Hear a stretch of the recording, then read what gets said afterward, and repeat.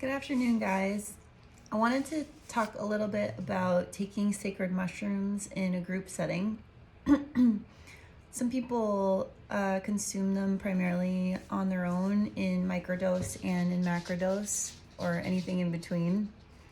And that is a wonderful way to do inner work, to dive deep, or just shift your mindset over time during a day through microdosing, and it can be super therapeutic and very insightful. But what I want to talk a little bit about is taking mushrooms together. I've become interested in this over the past 10 years because I consumed ayahuasca in Colombia in a group setting, in a ceremonial setting. And I noticed a multitude of different things, but I really enjoyed the intentional setting of the group, and the way that we came together to process emotions and to process just energy with all of our unique inputs and our own original medicines that we brought to the table at those ceremonies. I remember distinctly just the really positive reinforcement that the shaman was giving us, and they were also very connected with their ayahuasca. They grow it themselves, and they didn't have any social media or anything like that. They were just a couple elders up on the hill in Mocoa, serving ayahuasca to people for many years, and over time they helped a lot of people.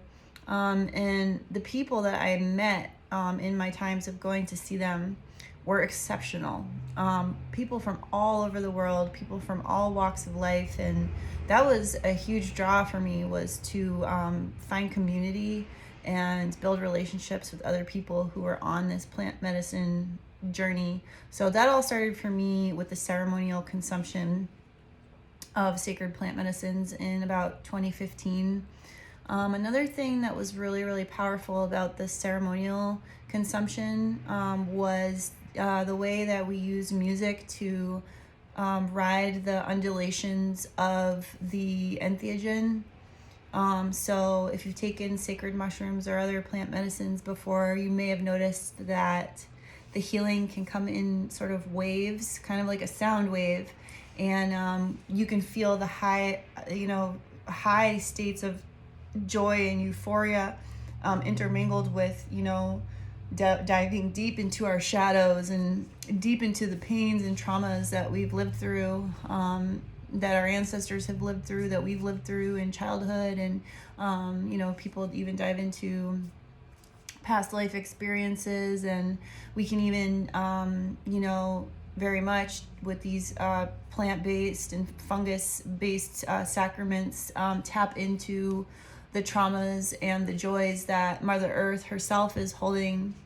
The wisdom of the mushroom comes through in a spectrum of emotions and feelings. And so doing it on our own, we may utilize music to sort of surf those waves, but in ceremony we do a lot of live music and sound healing, and then specially curated playlists. And so the music and the intention can help us move through that spectrum of emotions and feelings and intentions with more grace. And in that way, we can allow ourselves to dive deeper into the feelings and get more possibly out of that spiritual experience. And doing it together in a group is so different because we're working with a collective consciousness, and experiencing the energy in the room and the roles that different people play in the ceremony. Not everything needs to be, expressed through words. It's can become quite apparent that there are a multitude ways of communicating, especially when we're under the influence of these sacred medicines, sacred organic technologies.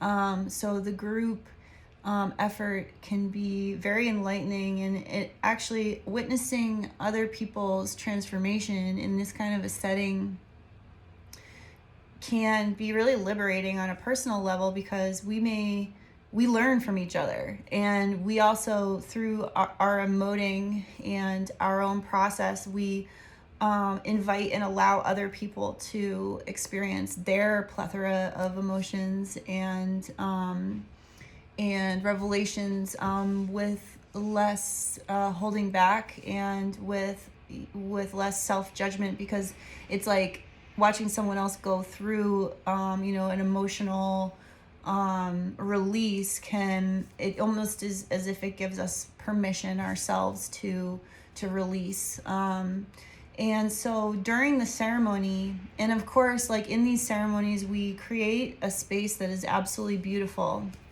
that is comfortable. We use fire element.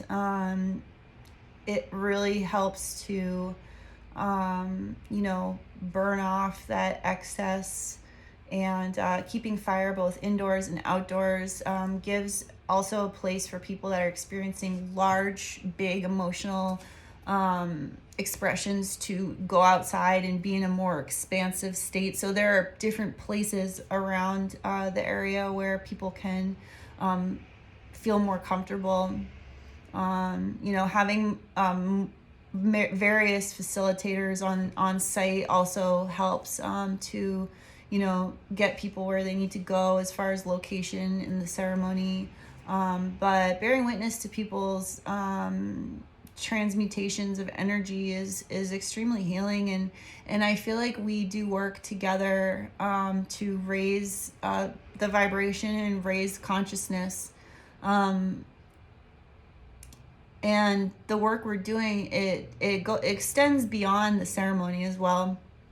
It ripples into our relationships with ourselves, our families, our communities, our friendships, and into Mother Nature, back into the earth itself, and the healing just keeps going. It doesn't stop. So there's people that maybe are not, like, they don't feel ready for a group ceremony, and that's understandable. It is good to make sure that you're grounded enough that it's not going to be jarring. But I do invite people that even sometimes we're never going to feel ready, and a lot of what we need right now is to be together. We've been so isolated, and doing something like taking mushrooms together can just be so powerfully inclusive, healing, building of community, understanding relationships, understanding ourselves through the observation of others, being there for each other, coming into a role in ceremony where if someone needs help, the whole group is rooting for this person.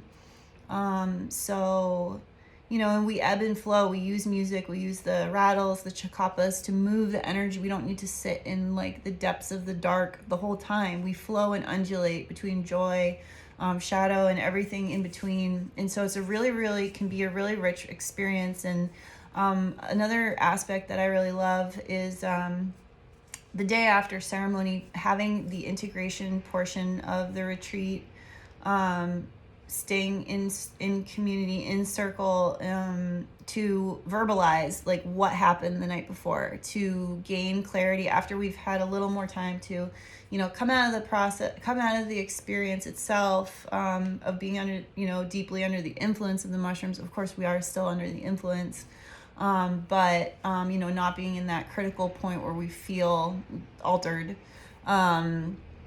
and coming together to reflect and talk about what happened and how it felt for us, challenges that may have arisen and breakthroughs that we might have had, and being able to share and verbalize on in a more like sober state is really, really powerful, and it really like solidifies like the love and the process of healing, and helps us to understand that we're not alone, that things that we may have wanted to say at the time, but sometimes it's hard to articulate when you're under the influence of the sacred mushroom, that group processing the next day can give us the opportunity to describe our feelings and just get like a little more clear with each other and with ourselves before we close the circle.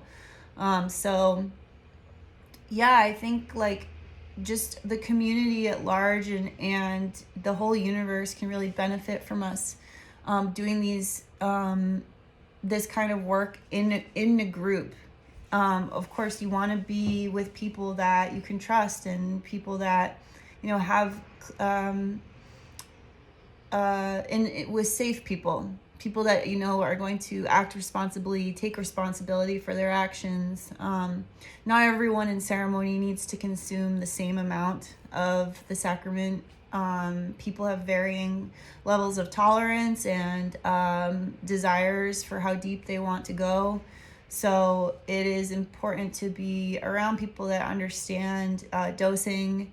The people that are facilitating when we facilitate, I serve the tea, and I'm very careful about who I give what to. I observe them. I know my sacramental mushrooms very well. I grow them myself and I take them.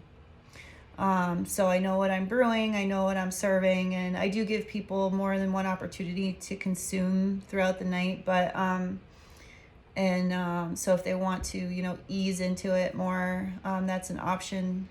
So anyway, I just wanted to reflect a little bit about group ceremony and how important I really think it is for our transcendence as a species into